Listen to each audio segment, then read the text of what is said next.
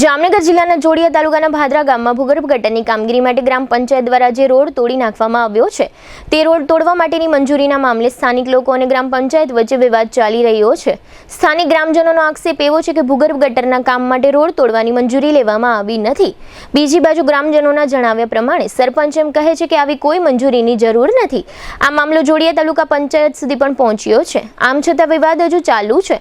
આ આખા વિષય અંગે મંજૂરી બાબતે વિવાદ કરનાર સ્થાનિક નાગરિક પરમારે આપેલી વિગતો પ્રસ્તુત છે। અત્યારે ત્યાં ભૂગર્ભ ગટરનું કામ ચાલી રહ્યું છે તે સારી બાબત છે, પરંતુ તેમાં જે ભાદરા ગામનો મેઇન રોડ છે એ તોડી અને કોઈ પણ જાતની મંજૂરી વગર તોડી અને તેને ખોદકામ કરી અને એને ગટર નાખવાનું આવ્યું છે। મેં સરકારી દફતરમાં આ વિશે તપાસ કરેલી તો ત્યાં કંઈ પણ જાતનું એનો રેકોર્ડ હતો નહીં કે મંજૂરી રોડની લીધેલી હોય ને। સરપંચને મેં એ રેકોર્ડ એમની પાસે માંગ્યા કે ક્યાં રેકોર્ડ પ્રમાણે તમે આ કે પુરાવા તરીકે તમે આ રોડ તોડો છો, એના કોઈ પુરાવા છે? તો સરપંચ દ્વારા મને એવું કહેવામાં આવ્યું કે તમારે થાય એ કરી લ્યો, જ્યાં કમ્પ્લેન કરવી ત્યાં કરી લ્યો, રોડ તો તૂટશે, કોઈ પણ જાતની મંજૂરીની મારે કોઈ પણ જરૂર છે નહીં।